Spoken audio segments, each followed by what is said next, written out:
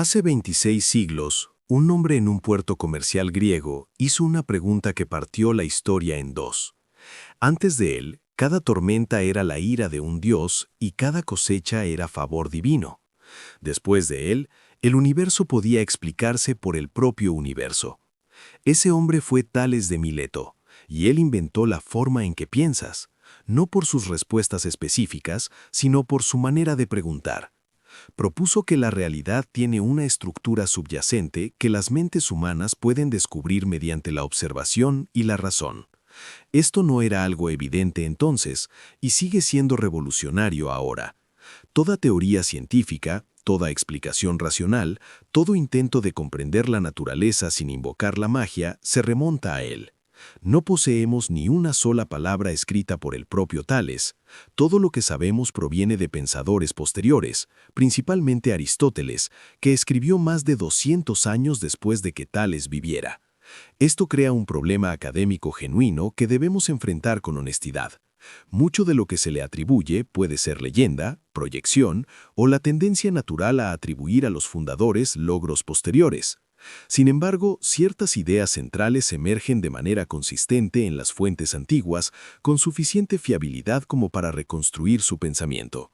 Distinguiremos cuidadosamente entre lo que podemos atribuirle razonablemente y lo que sigue siendo especulación académica.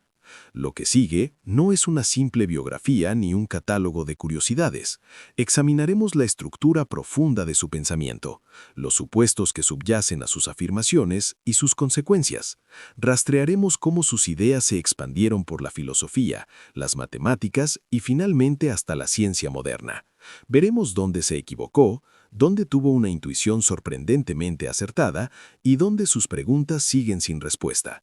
Lo más importante, entenderemos por qué su enfoque cambió todo acerca de cómo los seres humanos investigan la realidad. Parte 1. La pregunta revolucionaria.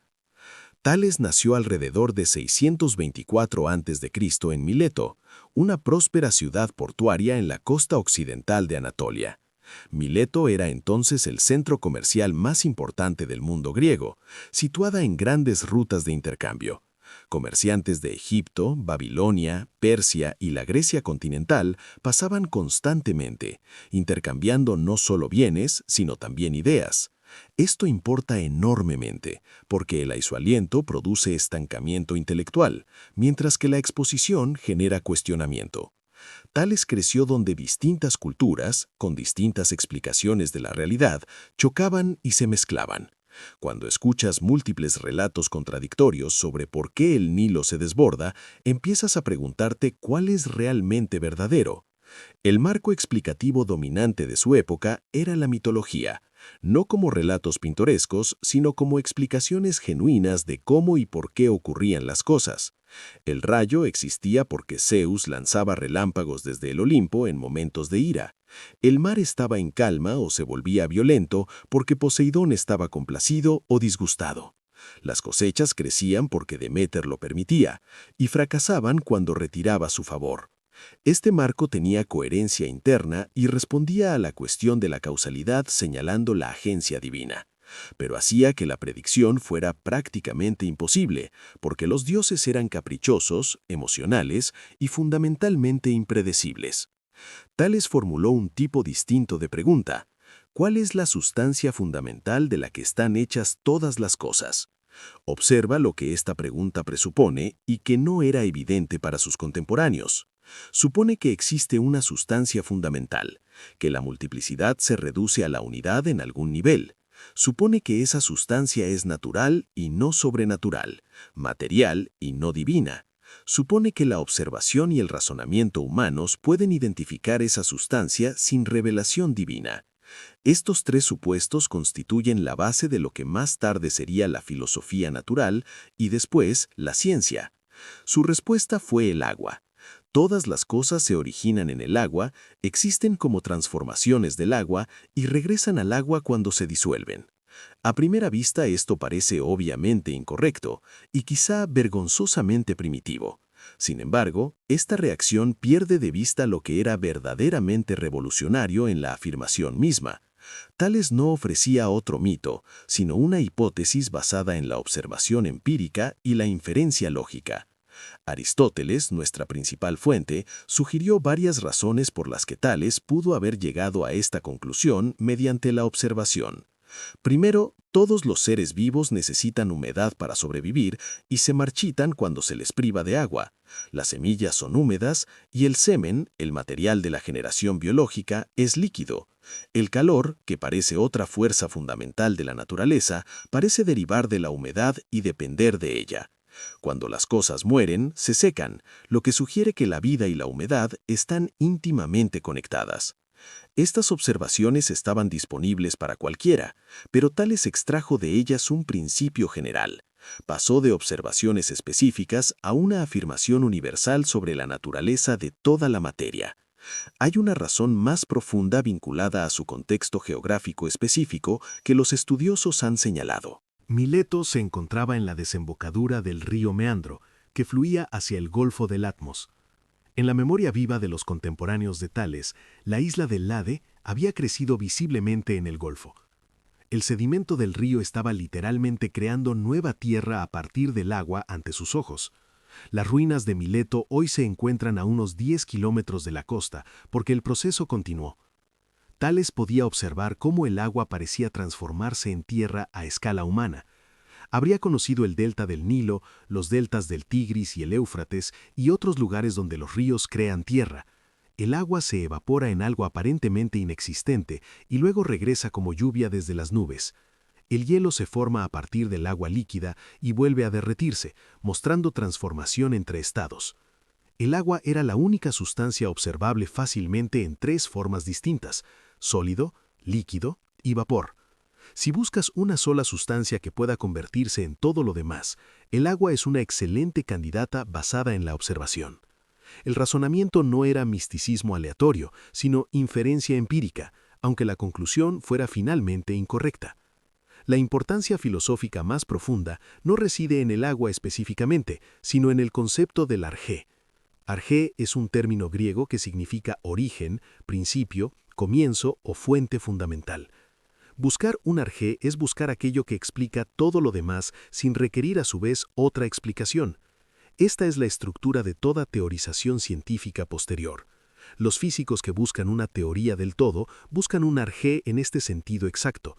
Los biólogos que remontan la vida a la química y la química a la física siguen este mismo patrón explicativo reductivo. Tales propuso que el universo tiene un arjé y que los humanos pueden descubrirlo mediante la investigación. Esta es la suposición fundacional del naturalismo, la idea de que la naturaleza es autosuficiente y se explica por sí misma. Antes de Tales, las explicaciones solían terminar en la voluntad de un Dios, lo que significaba que la explicación se detenía allí. Después de Tales, la explicación podía continuar hasta alcanzar algún principio fundamental de la naturaleza misma. Los dioses no desaparecieron de la religión griega, pero ya no eran necesarios para explicar los fenómenos naturales. Esta liberación intelectual es lo que llevó a Aristóteles a llamar a Tales el fundador de la filosofía natural. Un elemento crucial que a menudo se malinterpreta es su relación con lo divino. Según se cuenta, Tales dijo que todas las cosas están llenas de dioses. Muchos suponen que esto contradice su naturalismo o revela un pensamiento mitológico residual. La evidencia sugiere algo más sutil e interesante filosóficamente. Cuando Tales hablaba de dioses en este contexto, no se refería a las deidades personales olímpicas de la religión griega. Estaba sugiriendo que el mundo natural mismo posee principios animadores, motores y ordenadores que merecen atención reverente. Aristóteles nos dice que Tales creía que el imán tiene alma porque hace que el hierro se mueva. Para Tales, alma significaba simplemente la capacidad de iniciar movimiento, nada más metafísicamente elaborado. Si algo puede causar movimiento sin ser empujado, tiene alma en este sentido técnico. La piedra imán atrae al hierro sin un mecanismo visible, por lo tanto debe poseer un principio interno de movimiento. Esta posición se llama hilozoísmo. Es la doctrina de que la materia está inherentemente viva o animada. Hile significa materia y zoe significa vida, por tanto, hilozoísmo significa literalmente materia viva. Esta postura se sitúa entre el materialismo puro y el supernaturalismo religioso de una manera interesante. El materialismo puro trata a la materia como completamente pasiva, movida solo por fuerzas externas. El supernaturalismo religioso trata a la materia como algo inerte, movido por espíritus o dioses inmateriales desde fuera de la naturaleza. El hilozoísmo trata a la materia como inherentemente activa, automotriz, poseedora de sus propios principios internos de cambio. Fue una tercera opción genuina que influyó en la filosofía durante siglos. La afirmación de que todas las cosas están llenas de dioses significaba que lo divino era inmanente en la naturaleza, no trascendente por encima de ella. El agua que constituye todas las cosas era en sí misma divina, no creada ni controlada por un ser divino separado. Esto representa un movimiento teológico radical, identificar lo divino con el orden natural en lugar de separarlos. No hay necesidad de propiciar a Zeus para que llueva, si el agua sigue leyes naturales de evaporación y condensación. La práctica religiosa podía continuar como tradición cultural, pero ya no era intelectualmente necesaria para la explicación. Tales había iniciado el proceso de desencantar el mundo que culminaría en la ciencia naturalista moderna. Su otra afirmación famosa fue que la Tierra flota sobre el agua como un trozo de madera. Esta era su explicación de los terremotos, que atribuía a disturbaciones en el océano cósmico que sostiene la Tierra. La Tierra plana flota sobre una vasta masa de agua, y cuando esa agua se vuelve turbulenta, la Tierra tiembla. De nuevo, esto es fácticamente incorrecto, pero metodológicamente significativo. Ofrece un mecanismo natural para los terremotos en lugar de atribuirlos a un Poseidón airado golpeando el suelo. La predicción se vuelve posible en principio, porque la turbulencia del agua podría seguir patrones descubribles mediante la observación. Lo que distinguió a Tales de Mileto de la mitología no fue solo un contenido diferente, sino una estructura distinta de explicación. Las explicaciones mitológicas invocan agentes con voluntad, preferencias y reacciones emocionales. Son narrativamente satisfactorias, pero científicamente inútiles, porque el comportamiento de los agentes no puede predecirse de manera sistemática.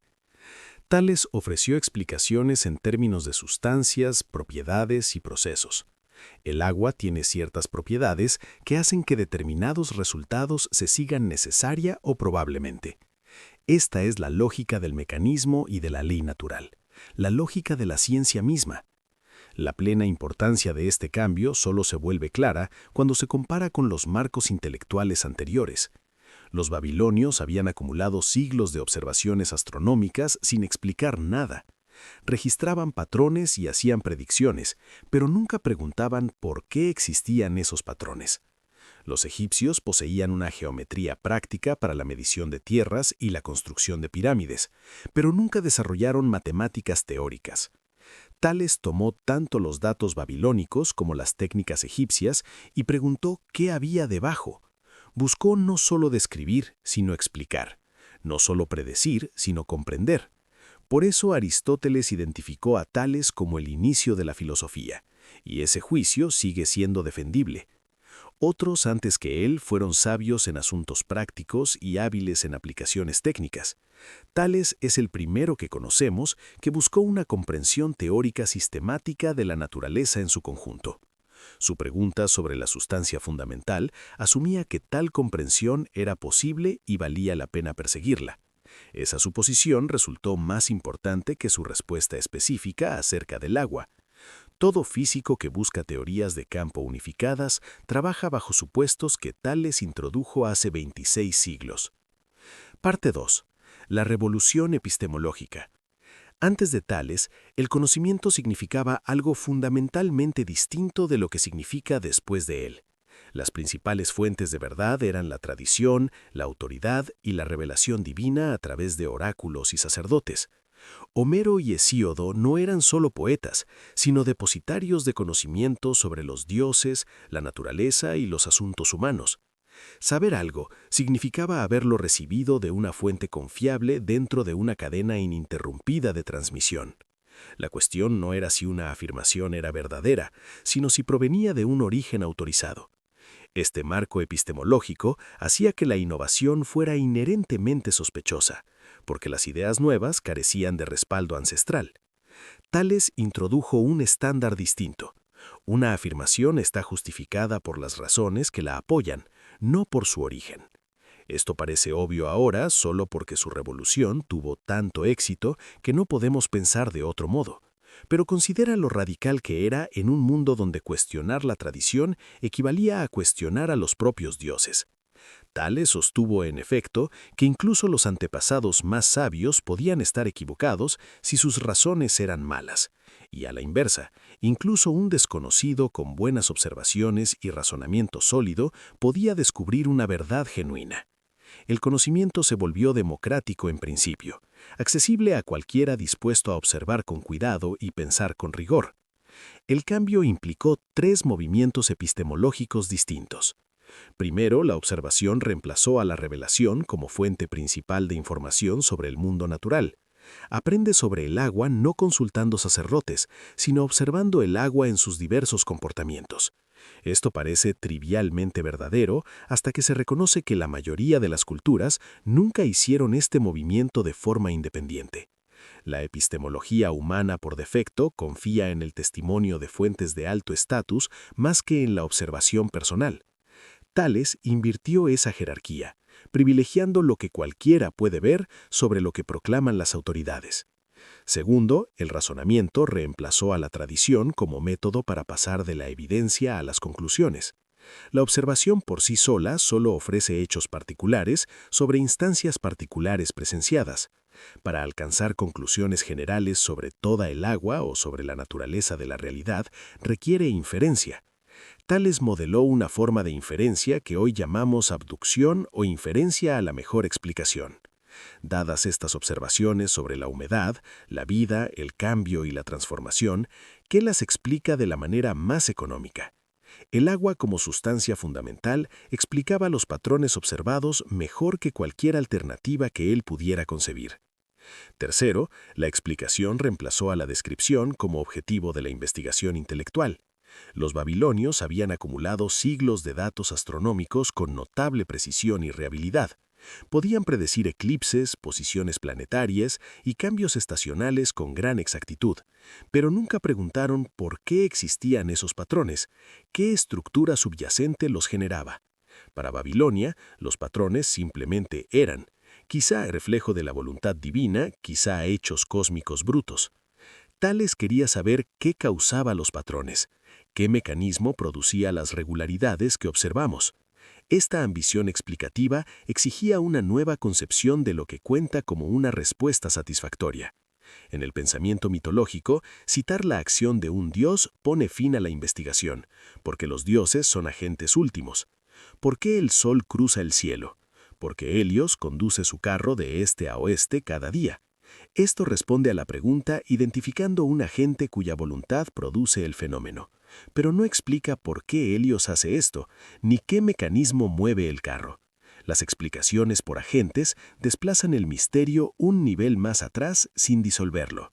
Tales buscó explicaciones que disolvieran el misterio, mostrando los fenómenos como consecuencias necesarias de estructuras subyacentes. Si todas las cosas son agua, y el agua se transforma naturalmente bajo ciertas condiciones, entonces entendemos por qué ocurren las cosas. La explicación reside en la naturaleza de la sustancia misma, no en las decisiones arbitrarias de un agente sobrenatural. Esta es la lógica de la ley natural. Dada la naturaleza de las cosas, ciertos resultados deben seguirse. La predicción se vuelve posible porque la naturaleza es regular, y la comprensión se vuelve posible porque esas regularidades son inteligibles. Esta concepción de explicación sigue siendo el fundamento de toda ciencia natural 26 siglos después. Un punto epistemológico sutil pero crucial concierne el papel de la simplicidad en la elección de teorías. Tales no solo afirmó que el agua era importante o prevalente en los procesos naturales, afirmó que el agua era la única sustancia fundamental subyacente a toda la diversidad aparente. Este compromiso con la parsimonia explicativa, explicar más con menos, se convirtió en una marca distintiva del pensamiento científico. La mejor explicación no es solo la que da cuenta de los datos, sino la que lo hace de manera simple. Los físicos modernos que buscan teorías unificadas operan bajo el mismo supuesto talesiano acerca de la relación entre simplicidad y verdad. ¿Por qué debería la simplicidad guiar hacia la verdad? Es una pregunta epistemológica profunda sin respuesta fácil. Puede ser pragmática. Las teorías más simples son más fáciles de probar, aplicar y refinar. Puede ser metafísica. La realidad misma está unificada en algún nivel fundamental, y las teorías verdaderas deben reflejar esa unidad. O puede ser cognitiva. Nuestras mentes son finitas y debemos buscar patrones comprensibles en una complejidad abrumadora. Probablemente Tales sostenía la visión metafísica de que la realidad es verdaderamente una bajo las apariencias múltiples. Sea cual sea la justificación, su compromiso metodológico con la simplicidad resultó enormemente productivo. La revolución epistemológica también implicó una nueva actitud frente al error y la corrección. Los sistemas tradicionales de conocimiento resisten la corrección porque su autoridad deriva de la antigüedad y la fidelidad de transmisión. Admitir un error es romper la cadena que conecta el conocimiento presente con fuentes ancestrales autorizadas. Tales invitó implícitamente a la corrección al fundamentar sus afirmaciones en razones y no en linaje.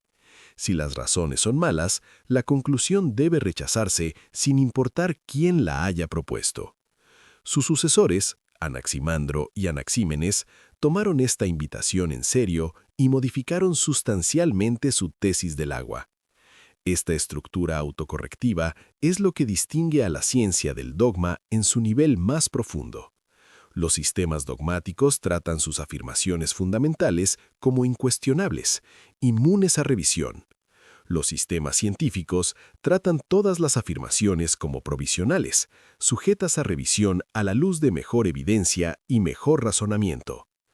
Tales inició este enfoque provisional y autocorrectivo al mostrar que el conocimiento puede avanzar mediante la crítica.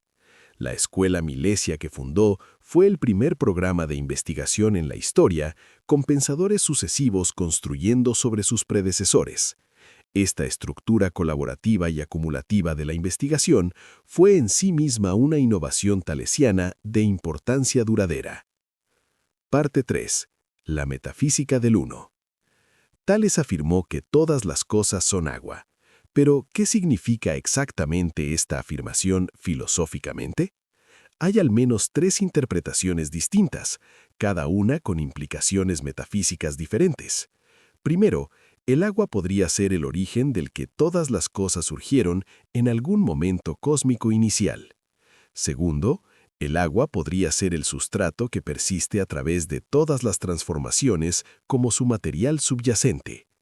Tercero, el agua podría ser lo que todas las cosas realmente son bajo sus apariencias engañosas. Apariencia y realidad divergen radicalmente. La multiplicidad aparente enmascara una unidad subyacente. Esta interpretación implica un monismo metafísico fuerte sobre la constitución fundamental de la realidad. Solo el agua existe realmente.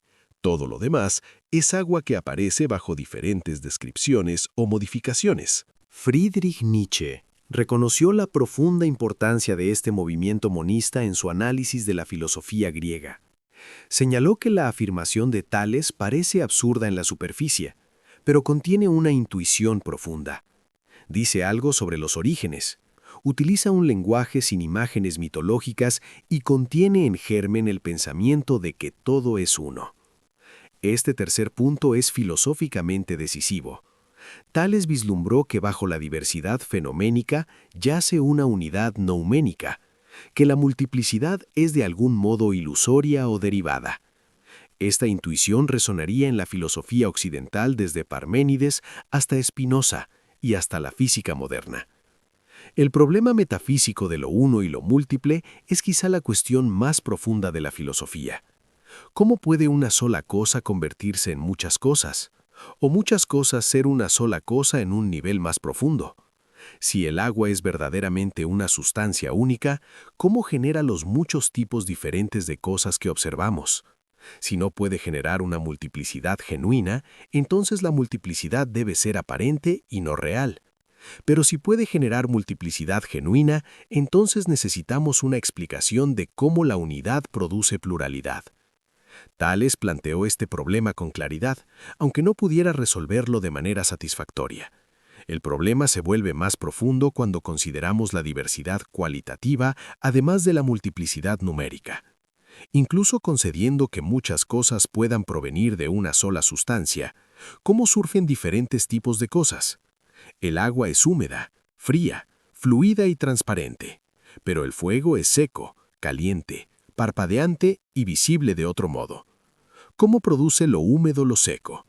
¿Cómo produce lo frío lo caliente? La oposición cualitativa entre los elementos parece resistirse a derivarse de un único elemento. Esta objeción motivaría más tarde a Anaximandro a postular una fuente indefinida en lugar de cualquier elemento específico. Una posible respuesta talesiana apela a las propiedades transformativas del agua en particular. El agua es única entre las sustancias familiares por poder observarse en tres estados radicalmente diferentes: hielo sólido, agua líquida y vapor gaseoso, que difieren drásticamente en sus propiedades manifiestas. El hielo es duro y rígido.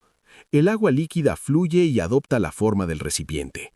El vapor es invisible y expansivo. Si una sola sustancia puede exhibir propiedades tan distintas bajo diferentes condiciones, quizá todas las diferencias surjan de modo similar. La temperatura, la presión y otras condiciones podrían determinar qué propiedades manifiesta el agua en cada momento.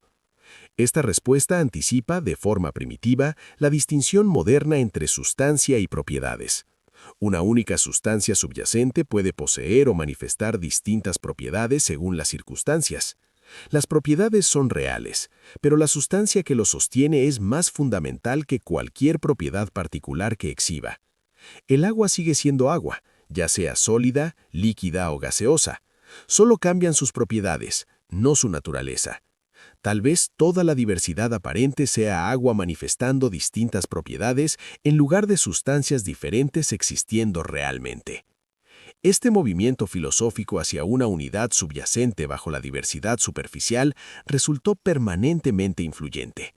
La reducción de lo múltiple a lo uno cumple también funciones explicativas y cognitivas importantes. Un mundo con un número ilimitado de tipos fundamentales sería incomprensible, imposible de sistematizar o entender. Si cada cosa distinta requiriera su propia explicación única, la ciencia nunca alcanzaría leyes generales. Al postular que todas las cosas comparten una naturaleza común, Tales hizo posible el conocimiento sistemático de la naturaleza.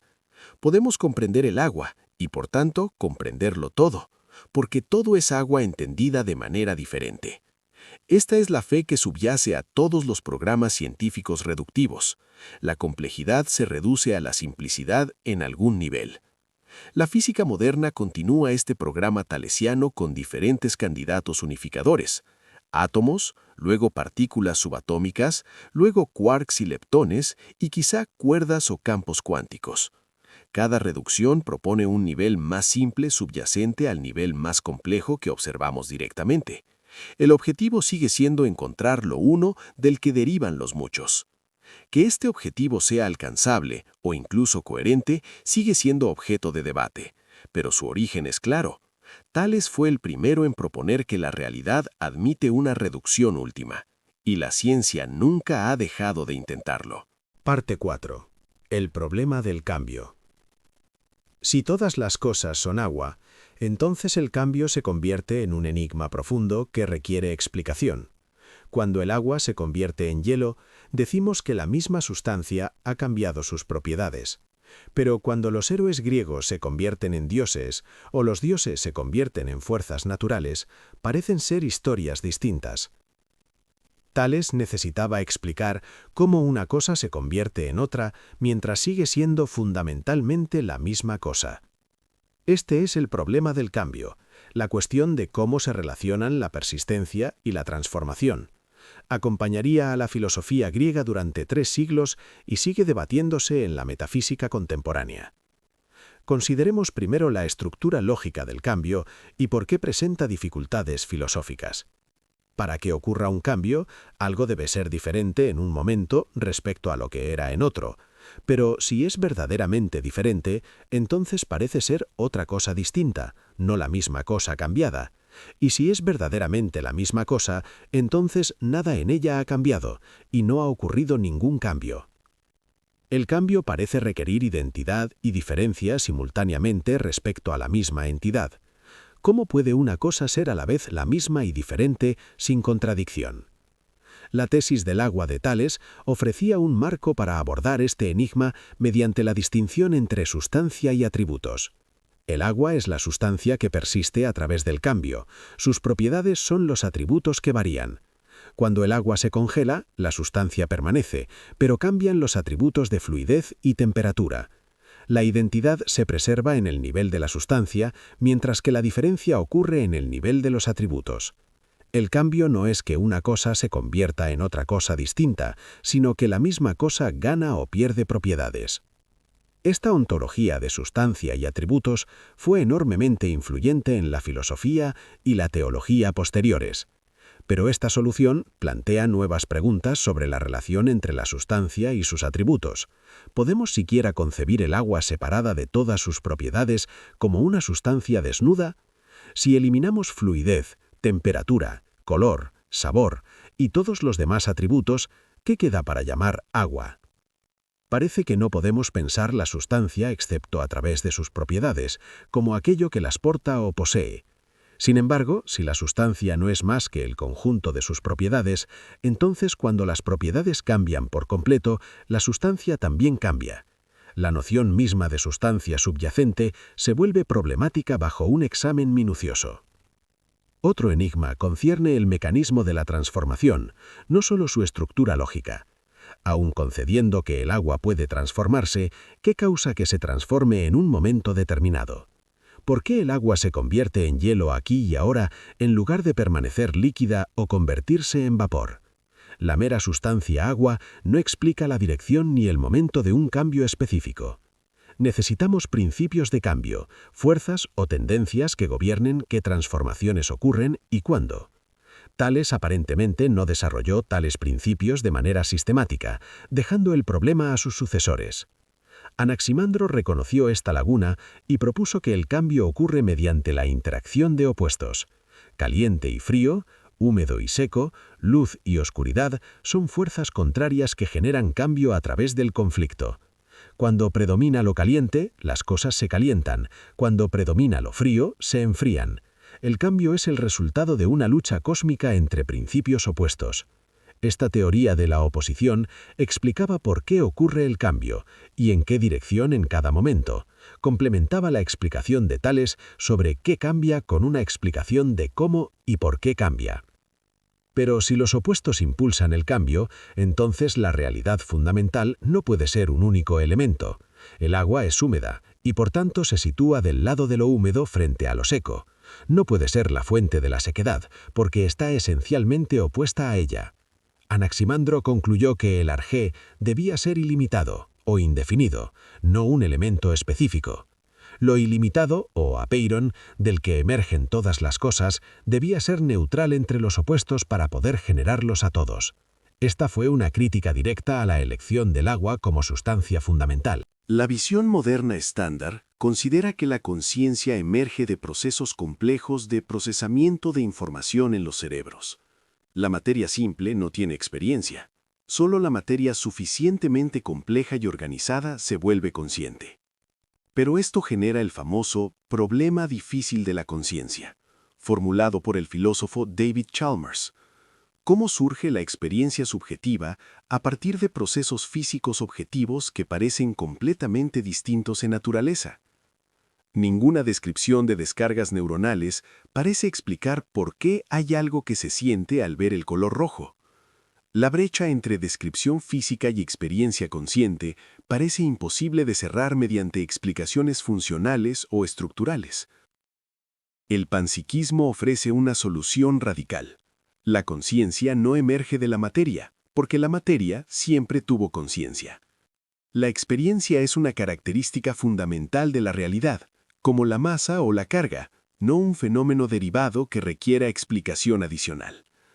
La conciencia compleja en los cerebros resulta de la combinación u organización de formas más simples de conciencia en sus componentes.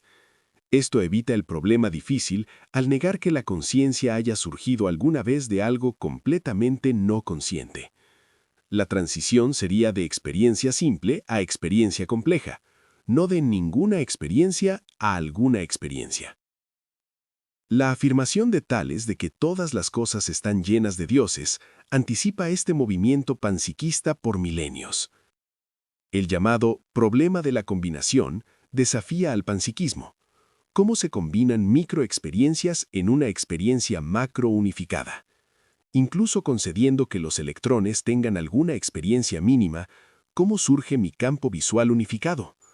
Las experiencias de miles de millones de partículas no parecen sumarse fácilmente en una sola experiencia coherente de un sujeto consciente. Los críticos sostienen que el panpsiquismo simplemente intercambia el problema difícil por un problema de combinación igualmente difícil. Sus defensores responden que la combinación parece más abordable que la emergencia desde cero conciencia. El debate continúa sin consenso. Otra interpretación de Tales enfatiza la inteligencia u orden en la naturaleza más que la experiencia subjetiva. Cuando afirma que todas las cosas están llenas de dioses, podría querer decir que principios racionales gobiernan todos los procesos naturales. La regularidad de los movimientos celestes, los patrones de transformación de los elementos, las estructuras de la geometría, todo exhibe un orden que sugiere una organización semejante a la mente que impregna el cosmos, sin requerir que cada partícula tenga experiencias. El universo es racional en el sentido de ser inteligible, estructurado según principios que el pensamiento puede comprender. La relación entre la tesis del agua y la tesis psíquica de Tales merece atención. Si el agua es la sustancia fundamental y todas las cosas están llenas de alma, entonces el agua misma debe estar animada. Las transformaciones del agua en diversas formas serían expresiones de su actividad psíquica interna.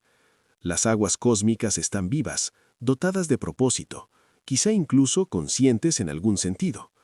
El universo se asemeja más a un organismo que a una máquina, más a un cuerpo vivo que a materia muerta. Las fuentes antiguas confirman que Tales no consideraba que su filosofía natural excluyera la divinidad, sino que la transformaba. Diógenes Laercio le informa que Tales consideraba a Dios como la mente del mundo, el más antiguo de los seres. Dios existe sin causa externa. El mundo es bello porque Dios lo hizo, y todas las cosas manifiestan divinidad. Esto suena más religioso que la imagen puramente naturalista que a veces se presenta de Tales.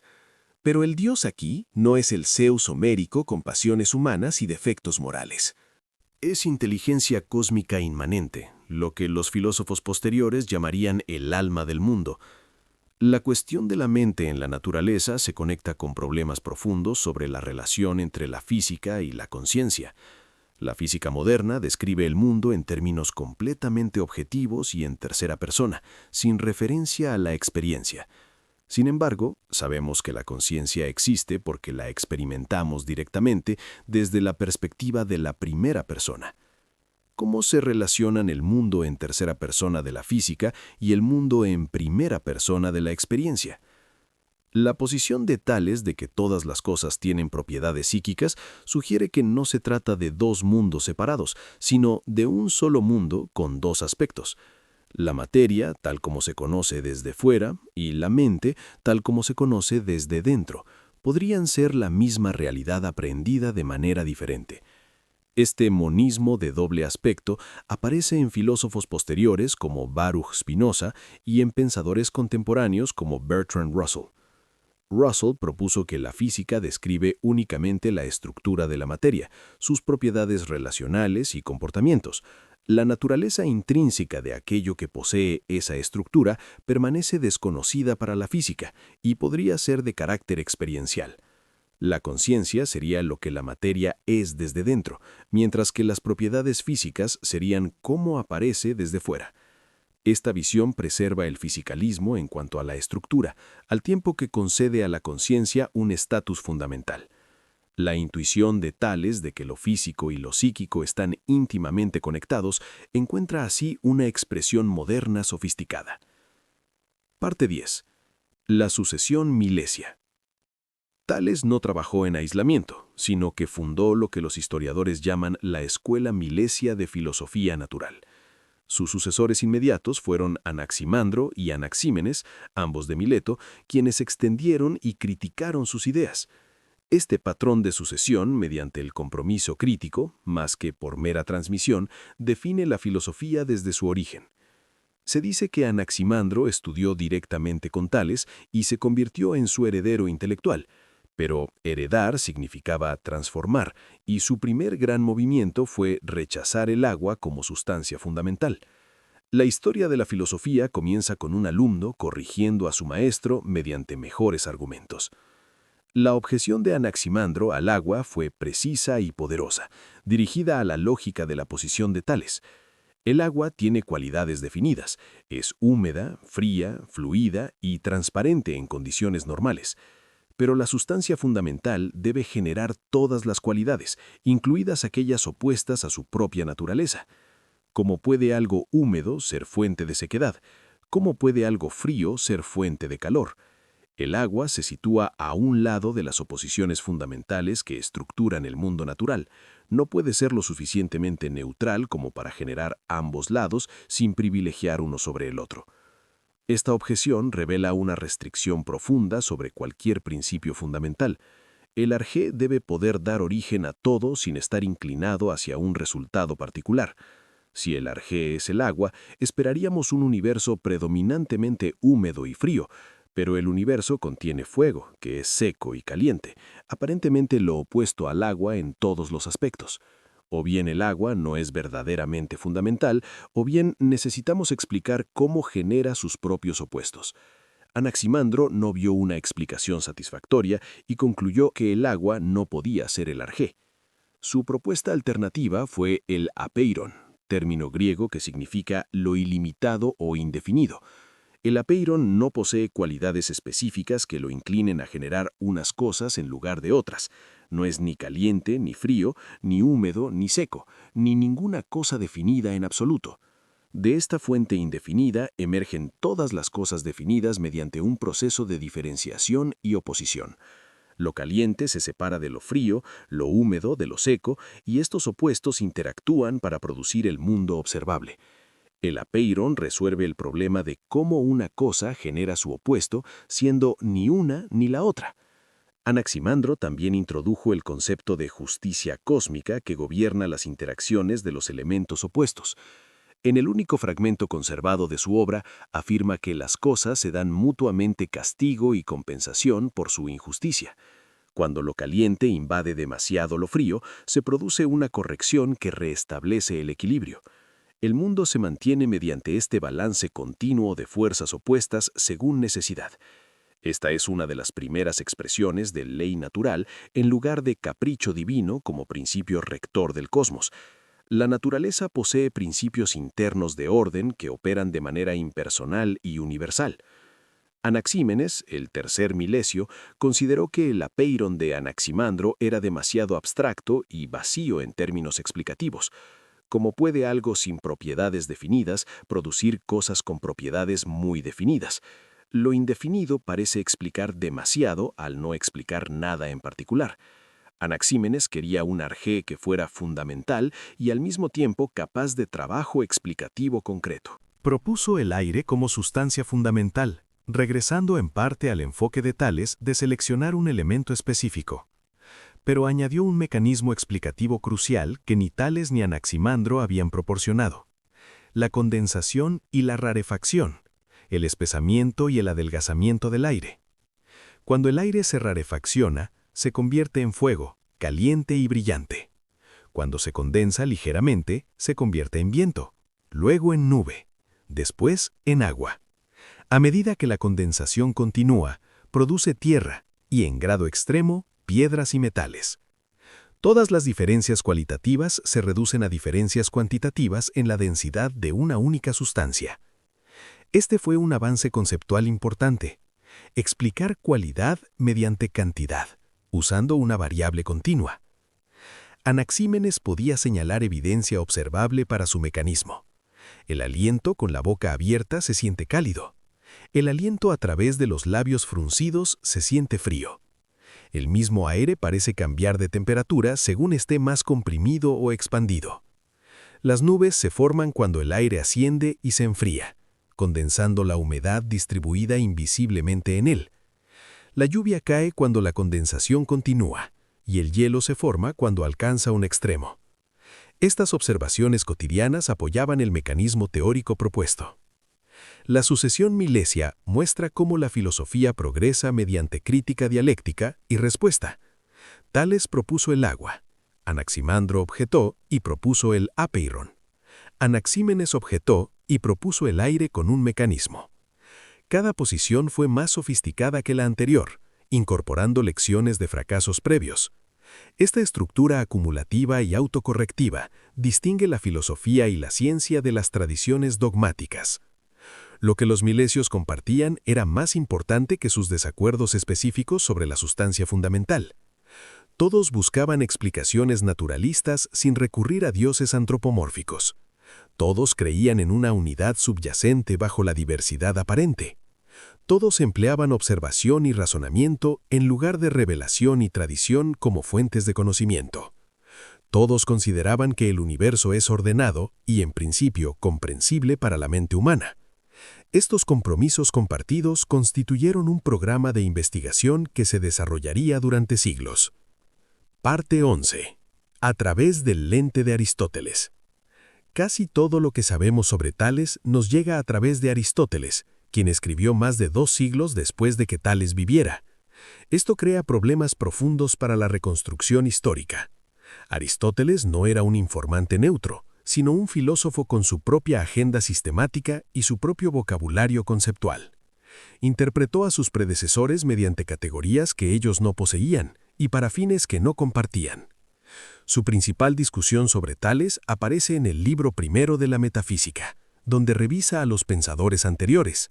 Su propósito es mostrar que ellos se acercaron a verdades que él mismo articuló plenamente. Según su relato, Tales y los milesios comprendieron la causa material, de qué están hechas las cosas, pero nada más. Este encuadre presenta a los pensadores anteriores como precursores primitivos en lugar de intelectos independientes.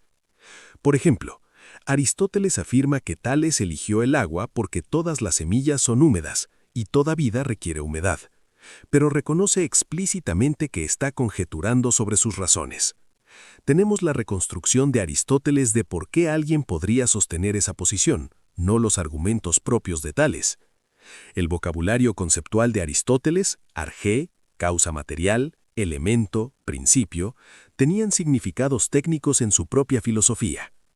¿Usó realmente Tales la palabra arjé o es terminología aristotélica aplicada retrospectivamente? Cuando Aristóteles dice que Tales buscaba la causa material, ¿describe fielmente su proyecto o lo traduce a su propio marco conceptual? Fuentes posteriores agravan el problema. Diógenes Laercio, quien escribió en el siglo III después de Cristo, 800 años después de que Tales viviera, recopiló relatos y dichos de diversa fiabilidad. La tradición doxográfica tendía a asimilar a pensadores antiguos a escuelas posteriores y a completar lagunas con invenciones plausibles. Los logros se multiplicaban con el tiempo, atribuyendo a los fundadores más descubrimientos de los que probablemente realizaron. Aún así, algunos núcleos parecen firmes, que Tales propuso el agua como principio fundamental, que fue contado entre los 7 sabios y que se le atribuyó la predicción de un eclipse. Los detalles pueden ser legendarios, pero la imagen general de un filósofo natural pionero parece sólida. El problema de las fuentes enseña una lección epistemológica importante. Nunca tenemos acceso directo al pasado, sino solo trazos y testimonios filtrados por transmisores intermedios.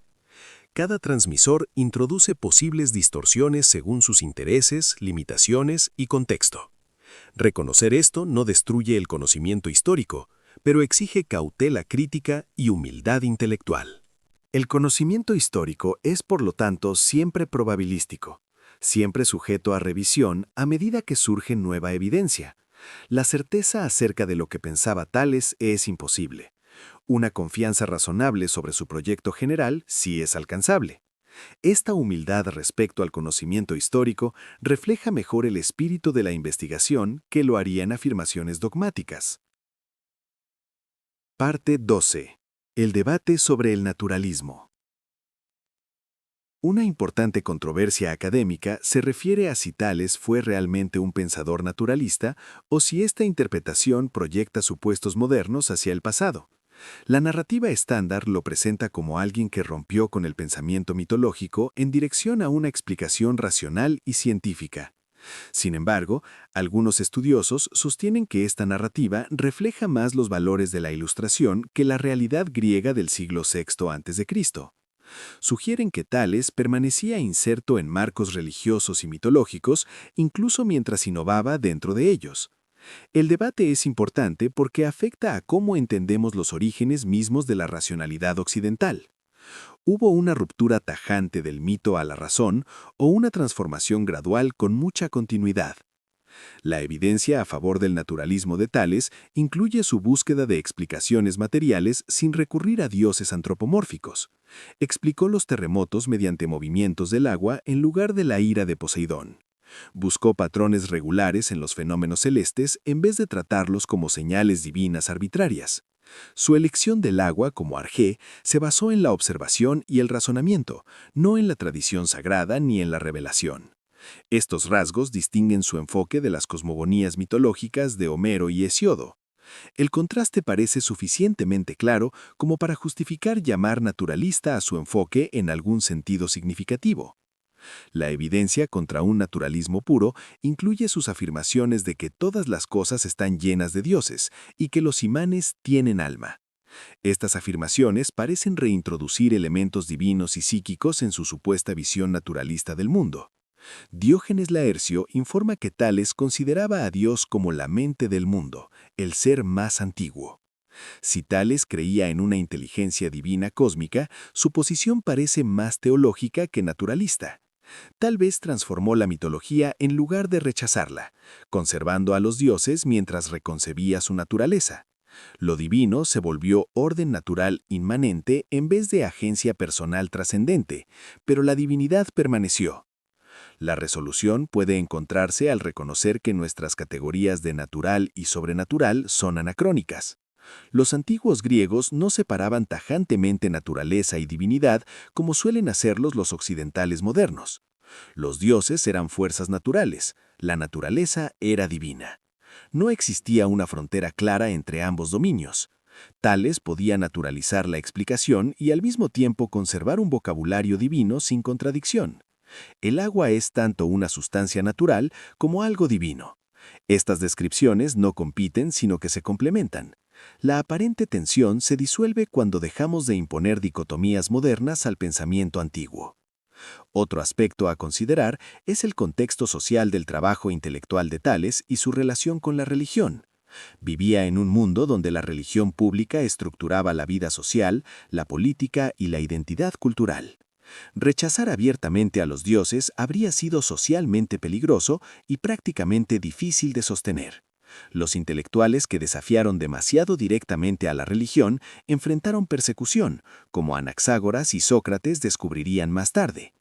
Tales pudo haber sido más radical en privado de lo que sugieren sus declaraciones conservadas, o tal vez no vio ningún conflicto entre su filosofía natural y una sensibilidad religiosa transformada.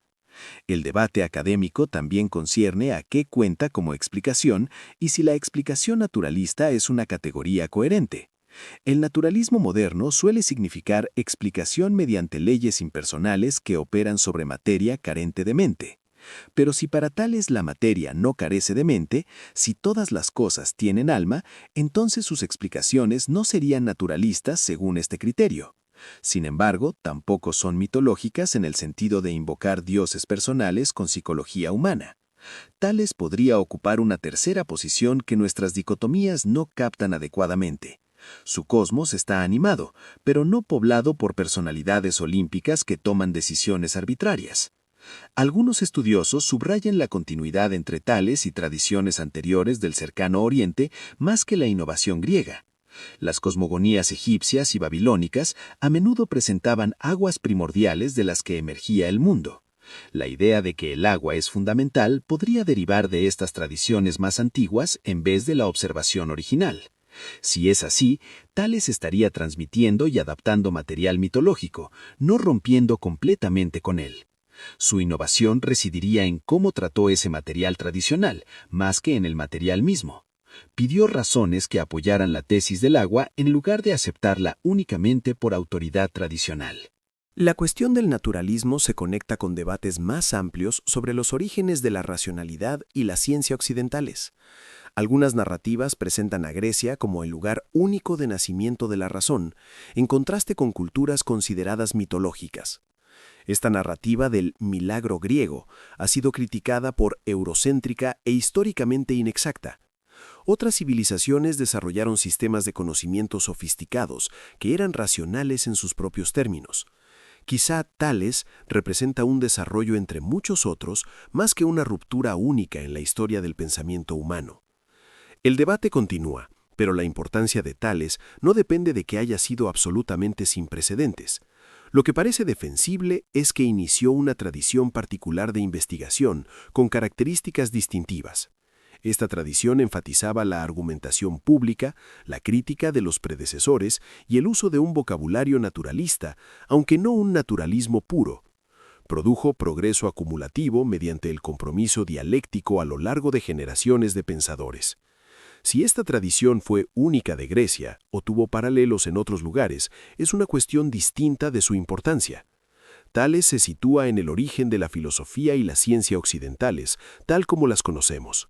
Cualesquiera que hayan sido sus deudas con otros, ese papel histórico sigue siendo significativo independientemente de cómo resolvamos el debate sobre el naturalismo. Parte 13. Tributarios orientales. Tales no pensó en el vacío, sino que se nutrió de tradiciones intelectuales de Egipto y Mesopotamia. Las fuentes antiguas informan de manera consistente que viajó a Egipto y aprendió geometría de los sacerdotes egipcios. También indican conexiones con el conocimiento astronómico babilónico, ya sea de manera directa o mediada por otros. Comprender lo que Tales heredó nos ayuda a apreciar tanto sus deudas como sus innovaciones genuinas. Transformó lo que recibió, pero no pudo haber creado su filosofía desde la nada. La historia de las ideas rara vez implica una pura creación original. Implica recombinación creativa y extensión. La matemática egipcia estaba altamente desarrollada para fines prácticos como la agrimensura, la construcción y la contabilidad. Las pirámides y los templos requerían conocimiento geométrico sofisticados para su diseño y construcción. Los egipcios sabían calcular áreas, volúmenes y proporciones necesarias para la arquitectura monumental. Habían descubierto muchas relaciones geométricas que más tarde aparecerían en la matemática griega. Pero su conocimiento era procedimental, consistente en recetas para resolver tipos particulares de problemas. No organizaron ese conocimiento en un sistema deductivo ni demostraron que sus métodos tenían que funcionar. Según la tradición, Tales aprendió técnicas geométricas egipcias y las llevó a Grecia. Pero su contribución crucial fue preguntar por qué esas técnicas funcionaban y demostrar que tenían que funcionar. La transformación de receta práctica a teorema demostrado representa una auténtica revolución intelectual. Los egipcios sabían que ciertos procedimientos daban respuestas correctas. Tales quería comprender las razones subyacentes. Este paso del saber cómo al saber por qué distingue el conocimiento teórico del práctico. Tales inició el enfoque teórico que culminaría en la geometría deductiva sistemática de Euclides. La historia de Tales midiendo las pirámides ilustra esta transformación de la matemática egipcia en matemática griega. Los egipcios construyeron las pirámides y ciertamente conocían sus alturas mediante registros de construcción, pero Tales mostró que la altura podía determinarse mediante razonamiento geométrico a partir de las sombras. El método era más importante que el resultado, porque demostraba un principio general aplicable en cualquier lugar. La altura de cualquier objeto vertical podía determinarse del mismo modo, no solo la de pirámides con registros conocidos. El paso del conocimiento particular egipcio al método universal griego ejemplifica la contribución innovadora de Tales. La astronomía babilónica representaba la ciencia celeste más sofisticada del antiguo cercano Oriente. Durante siglos, los sacerdotes babilonios registraron sistemáticamente posiciones planetarias, eclipses y eventos celestes. Descubrieron periodicidades como el ciclo de Saros, que permitía predecir posibilidades de eclipses. Sus registros eran lo suficientemente detallados como para revelar patrones invisibles a la observación casual durante una sola vida. Estos datos acumulados representaban un recurso invaluable para cualquiera interesado en comprender los cielos. Es probable que Tales tuviera acceso al conocimiento astronómico babilónico, ya sea de manera directa o a través de intermediarios. Al igual que la matemática egipcia, la astronomía babilónica era sofisticada, pero no teórica en el sentido griego. Los babilonios registraban patrones y hacían predicciones sin explicar por qué existían esos patrones. No construyeron modelos geométricos de la mecánica celeste ni teorizaron sobre la estructura del cosmos.